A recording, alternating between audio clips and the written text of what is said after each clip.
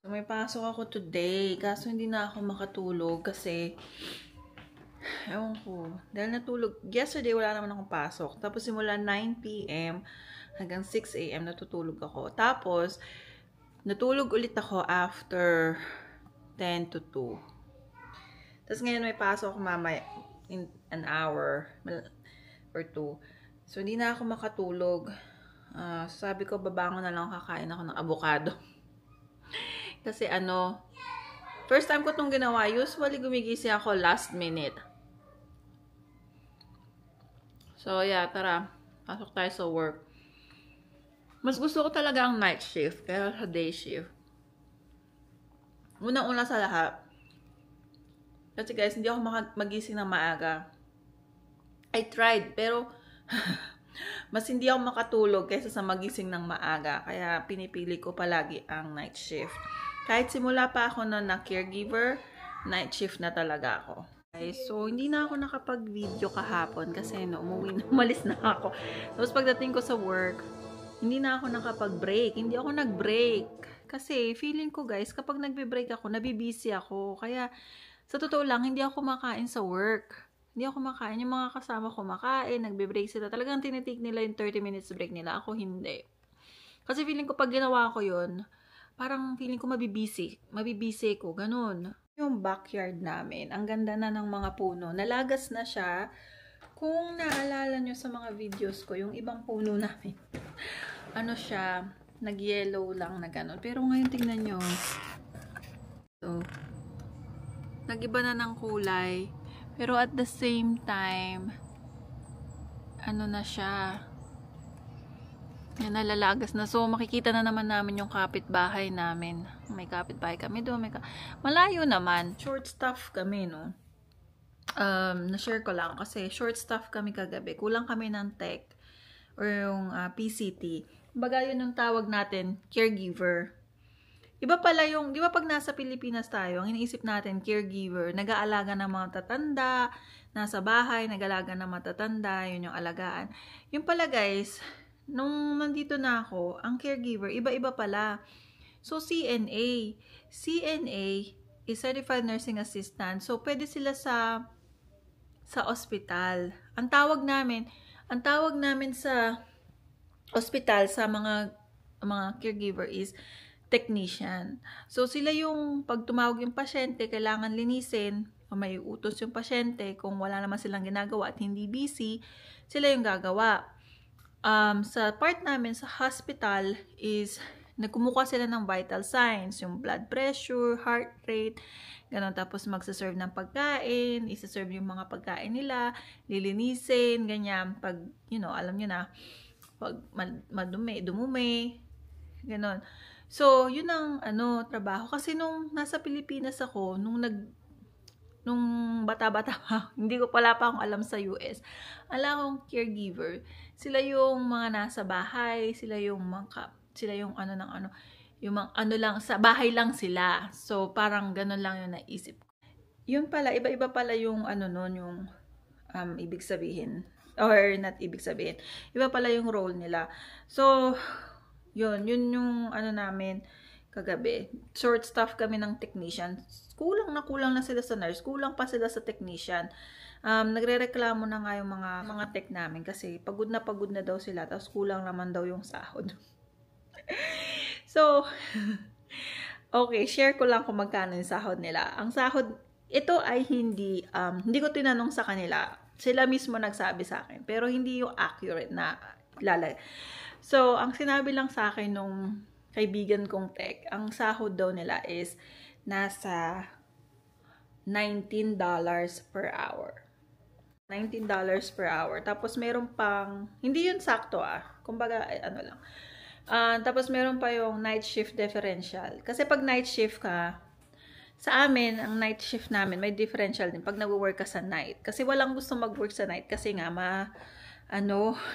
mga inaantok, nakakaantok. So, yun ang nila, night shift differential. Kapag nag-hire sila ng bago, hindi nagtatagal. Katulad one time, meron silang hinire na isa. Hindi ko alam kung magkano ang offer nila. Siyempre, depende sa experience nga. Tapos, nag-orient lang siya. Siguro nahirapan siya. Hindi na siya bumalik. Hindi na siya bumalik. Kaya lagi kaming short staff sa technician or caregiver. Yun. Kaya kagabi, short staff kami. Buti na lang sa nurses, fully staff kami. Tapos, wala pang masyadong... Nakatulog ako. Grabe. Nakatulog ako. So, sabi ko, di pupunta ako ng Publix kasi gusto kong magluto. Tsaka nagugutom ako. Kaso straight tulog na ako. Tapos pagising-gising na lang ako kasi yung asawa ko bumababa. Sabi ko, anong oras na ba? Hindi pa 11. Tapos maya-maya, sige, meron pa akong time. Tapos naging 1:30 na, susunod ko na si Bibi. Siguro pagkasundo kay Bibi, punta ako sa Publix para makabili ng pang adobo. Nagutom ako, guys. Talaga natulog lang ako. So, yun lang ang hirap, no? Pagod kasi ako kagabi. Diba na hindi ako natulog after pagkasundo kay Violet. Tapos, sa work naman, medyo mahirap yung work namin. Kasi short staff kami sa tech. Ngayon, syempre, pag walang tech, karga namin yung isang pasyente namin. Ba't kaya walang nagtatagal na tech? Yung wala silang hinahire o walang nag-a-apply. Ako ng init na yung nabibili sa sa store. Tapos nag-init din ako ng kape, grabe. Tapos bukas may pasok na naman ako. Parang di na natapos isang araw lang kasi yung yung off ko. Ayun guys, alam niyo ba nung bago lang ako dito, wala akong CNA certification. Kasi kapag may CNA certification ka, pwede ka mag-work sa hospital or sa nursing home or sa rehab. Pero nung dumating ako dito, nurse, 'di ba? Hindi ko alam na may CNA na dapat may certification pala sila. So, ang trabaho ko noon sa memory care. So guys, dito, meron silang memory care kung saan nila nilalagay yung may mga matatanda na meron ng sakit yung nakakalimot na sila, may dementia, Alzheimer's. So doon ako nag-work. Yun yung pinakaunang job ko sa California. That was, matagal na yun, 2017. Tapos, panggabi din ako noon guys. So simula umpisa pa lang panggabi na ako. Ang ko nun guys, ang sweldo ko is $12. Wala pang night differential yun sa California. So, $12 per hour, 8 hours, 5 days. So, yun ang ko nun, schedule ko nun. Pero 10 to 6, 10. Oh, 10 to 6 ang namin. Ay, grabe, ang hirap ng trabaho. Ako na siya, nasa line na ako ng school niya. So, yan. May line dito, diba? Nakaraan na muntik na akong mapaaway. So, yun nga, guys. Nasaan na ba tayo? Yun sa tech. So, yun ang nila, sahod nila. Pero meron ding iba na yung nila is mas madali ang work nila. As in, like, magbabahay-bahay lang sila. Parang home health. So, pupunta lang sila dun sa bahay nung pasyente, tapos lilinisan nila, ganon. Or yung hospice patient, hospice tech, yun ang ginagawa nila. So, hindi ako familiar doon kasi hindi pa naman ako nakakita ng isa na nag-work sa ganon. Actually, may isang tech sa amin na yun daw ang work niya sa hospice. Pero hindi ko naman siya tinanong regarding doon. So, I can't tell sa, sa experience. Pero yun ang nanay ko, guys, is CNA, certified siya. Pero sabi ko, ayoko siyang mag-work sa sa hospital. Kasi sa pinagtatrabahuhan ko. Bakit? Kasi mahirap. Nakikita ko yung mga tech namin, hirap na hirap sila. May 12 patients sila. Yun, kukuhanan lahat nila yun ng vital signs. 8 a.m., 12 midnight, at saka 4 a.m. Every 4 hours. So, kukuhanan nila ng blood sugar. Tapos, syempre maglilinis sila. Ganyan, magda-drain ng mga Foley. So, marami silang work. Tapos, magcha-charting. So, ayoko siyang mahirapan na parang hindi naman worth it sa dun sa sweldo nila. So, at least sa assisted living, mababa ang sahod pero hindi ganun ka-stress. Kasama kami, team kami. So, kapag busy ako, siya yung pupunta sa pasyente ko, kuha ng tubig, ganun. So, yun. Pero minsan, kapag hindi naman ako busy, ako na yung gumagawa para sa kanila. Bawa yung maglilinis, ganyan, kung nandun na lang din naman ako sa loob ng pasyente, sa room, diba? Guys, yun yung unang work ko, diba? Yung caregiver sa assisted, sa memory care, tapos lumipat sa assisted living, tagabigay ng gamot, ang tawag nila is medtech. Tapos noon guys, after noon, nakapasa, kung alam nyo lang ang hirap na pinagdaanan ko para makuha yung nursing license ko, pero hindi ko nasasabihin. So yun, nung naging nurse na ako, sa rehab ako nag-work, / nursing home. Sa Pilipinas, walang nursing home. Kasi 'di ba ang mga Pilipino, kultura natin, tayo mag-aalaga ng ating mga magulang.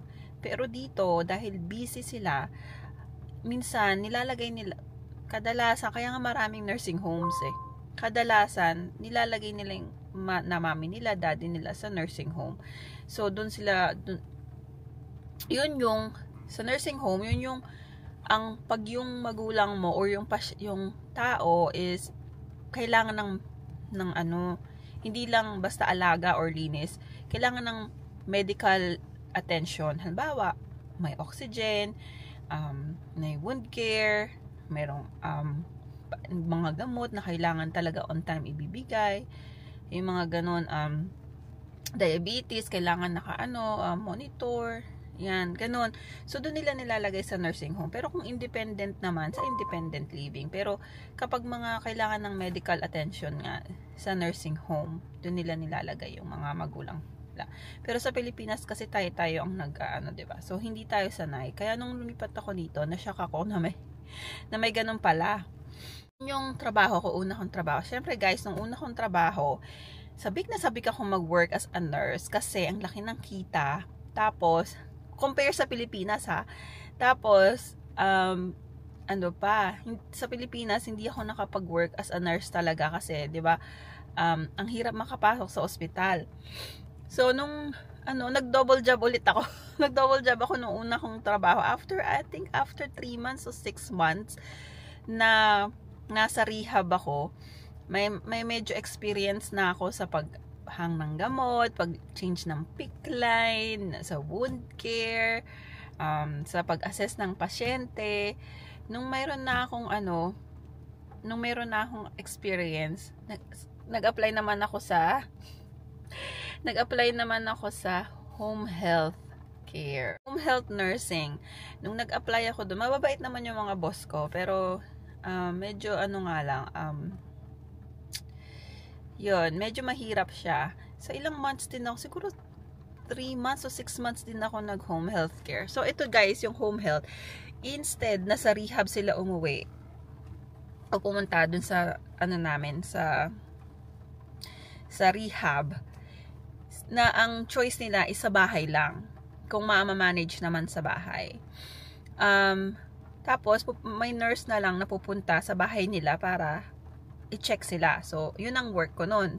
So, imagine you guys, from 11 p.m. sa rehab to 7 or 8 a.m. rehab yun. Tapos, after nun, may work, mag-home health ako. Depende sa schedule ng pasyente. Kung umaga yun, didiretsuhin ko na sa umaga. Pero pag sa hapon, dinidiretso ko, hapon ako umaalis, mga 3 p.m. natutulog muna ako. So, yun ang work ko nun. Home health ako, malaki ang kita nila actually guys malaki ang kita nila sa home health. Kasi, bawat visit mo, may bayad ka. Tapos, kahit wala sila dun sa bahay, tapos bumisita ka, may bayad ka pa rin. Tapos, bayad pa yung mileage ng sasakyan mo. Yun nga lang, sasakyan mo ang gamit. So, parang hindi rin maganda. Kasi kung malayo yung biyahe mo, lugi ka. Pero okay lang kasi malaki naman yung kita. So, sa home health, ang una kong assignment nun, ang una kong nag-orient ako sa yung unang nag-orient sa akin, naalala ko siya, nakalimutan ko yung name niya, ang galing-galing niya, inorient niya kung paano, ganyan. So, kapag may bagong discharge na pasyente sa hospital at nilagay sila sa sa bahay, umuwi na sila, kailangan mo silang puntahan. Referral yun, na-refer na yun. So, alam mo, sasabihin na ng supervisor mo na ito yung bahay ng pasyente na pupuntahan mo. I-check mo sila. I-check mo yung mga gamot na kasama nila, na pinrescribe sa kanila sa hospital. I-check mo yun isa-isa. Sisiguraduhin mong maiinom nila yun sa umaga, kung anong oras, explain mo yun. Kasi i-chart mo yun isa-isa. I-check mo yung skin nila, kung mayroon bang sugat. Tapos yun ang malaki. I think bawat visit mo doon is $120. At kung di ako nagkakamali, kung yun ang bayad sa akin, $120 or $150. Bawat visit yun. Pero medyo mas busisi kasi yung visit na yun. Parang yun yung unang bagsak. So marami kang charting, marami kang gagawin. Kaya malaki. Siguro mag-spend ka sa patient mo ng mga around mga 2 hours to 3 hours. Tapos kapag kailangan pa ng interpreter, may hintayin ka pang katrabaho mo na tinatawagan ng office ninyo para mag-interpret. Ganon. So, yun. Tapos, sa next visit mo sa kanya is after a day or 2. Kukumustahin mo siya kung nainom ba niya yung gamot niya. Kung, kukumustahin mo, tapos kung tama ba yung mga ginagawa niya, tapos i-educate mo siya kung anong dapat gawin. Tapos noon, for 7 weeks, bibisitahin mo siya every other day sa unang week, tapos every 3 days o 2 times a week na lang after noon, or hanggang sa ma-discharge na siya sa inyo. Pag na-discharge na siya, yun na. Pero bawat visit mo yun, sa balik mo na yun, $80 yun. $80. Visit lang yun hindi ka naman magtatagal doon, siguro mga 30 minutes lang, kasi kukumustahin mo lang siya ganyan. So imagine mo may $80 ka in 30 minutes or an hour. Tapos nun, hindi lang naman yun ng pasyente mo. Syempre may iba ka rin pasyente. After nung pupunta ka pa sa ibang pasyente mo, magkano din yung sweldo, yung sahod mo? $80 na naman yun. So ang sa home health, per visit yung namin, yung bayad. Tapos depende kung ilang pasyente ang kaya mo sa isang araw. Ako guys, ang kaya ko lang sa isang araw nun is siguro mga 3 to 5 patients lang. Maximum ko na yung 5 pag off ako talaga. Kasi hirap ako Kasi nga galing akong night duty. So hindi ko na kayang pero yung iba talaga maximum 8 patients sa isang araw. Ang galing.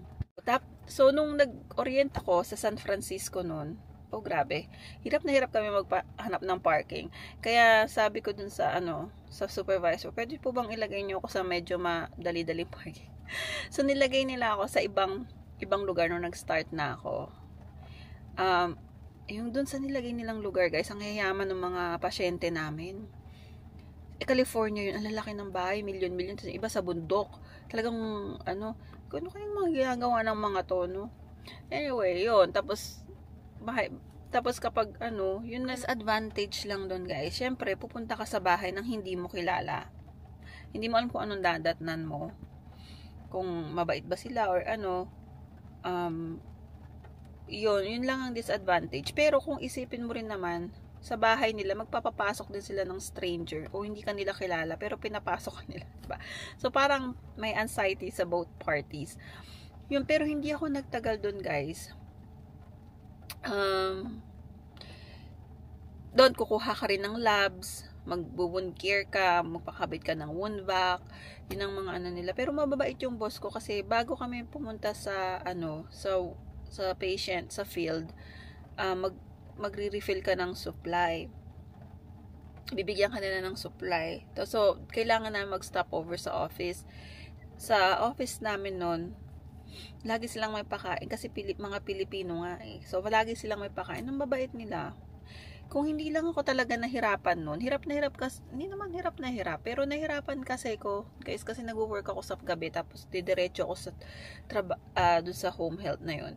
Tapos ikaw pa mag-a-adjust sa pasyente sa oras ng pasyente. Sa oras ng pasyente kasi bawa hindi sasabi mo, I'll be there at 3 p.m. Ganyan. Tapos sasabihin ng pasyente minsan, can you go around 5 p.m. So, ang gagawin mo nun, sasabihin mo, I'll take a look. Kailangan mong i-adjust ngayon yung iba mong pasyente kung anong oras ka pupunta. So, parang ano mo, i-cater mo yung oras nila kung kaya. So, yun ang ano nila, ang home health nursing. Kahit pag missed visit, yung bumisita ka, tapos wala sila doon, $50 yun. At least may $50 ka, diba? So, yun yung ano namin, home health. Yung home health na hindi ako nagtagal ng 6 months lang ata, o 3 months. Tapos, ang nangyari, tumigil ako, nag-apply ulit ako sa ibang rehab. Doon ako ulit natanggap mag-work. Kasi ang uncertainty sa akin pagda-drive, parang nahirapan ako mag-drive. Tapos minsan yung basta yung mga lugar ang lalayo pa. So malalayo sila sa isa't isa. So kailangan mo i-strategize, pauwi ikaw na lang kasi madadaanan naman kita sa pauwi, or ikaw muna unahin ko dahil madadaanan kita ng una. So ikaw mag-strategize no. So ang dami kong napasukan no. Rehab, home health, at saka yun, at rehab ulit. Hindi, tapos, nag-apply din ako actually sa dialysis. Hindi ako nakuha. Bitter pa rin ako dun. Hindi ako nakuha sa dialysis. Tapos, yung last na in-applyan ko is psych. Yung, maganda sana yun yung hospital. Mahirap mag-apply dito guys, kasi siya, parang siyang public hospital. Hindi naman siya sa San Francisco, UCSF. Yung niya, UCSF, psych siya. Psych ang in-applyan ko doon na, hirap-hirap maka-apply, pero nakontak ako for interview. Kasi wala naman akong experience sa psych. So, yung sa interview, natatawa ako ano mga pinagsasabi ko, pero, kasi paalis na din kami noon, kaya sabi ko, tatry ko na lang din, sabi ko, kasi ang laki ng sahod nila At that time, ang naka-post na sweldo is 85 or 90 dollars per hour. So natawagan ako for interview, pero marami kaming nag-apply, tapos aalis na din kami. So parang hindi na rin ako masyadong nag-review kasi lilipat na rin kami noon. So yun, so kung natuloy pa yun, edi naging psych nurse na rin ako. So, ngayon, sa kami, telemetry and medical complex. Yan. So, ang nursing is, marami kang continuing education and also, yun nga, marami kang pagpipilian kung saan ka lalagay talaga. Masipag ka dito sa Amerika, marami kang trabaho, marami kang pera. So, sa akin naman kasi guys, parang nasabik lang ako noon time na yon dahil first time ko mag-work as a nurse talaga, as a nurse dito. And yun yung dream ko. Yun yung dream ko na mag-work dito sa US as a nurse noon. Pero kala ko nga hindi ko na itutuloy kasi nagkaanak na ako, nagkaasawa na ako. And si Phil nagtatrabaho naman. Pero yun nga, naisip ko na yung sayang naman yung pinagpaaral sa akin ng tita ko, kaya why not, diba? So, talagang pinurso ko siya sa sobrang pursue. Ang dami kong naging work na as a nurse. So, pero ngayon parang hindi ko na kaya mag double job. Pick up na lang ako dito sa hospital, parang hindi ko na kaya yung ginagawa ko dati.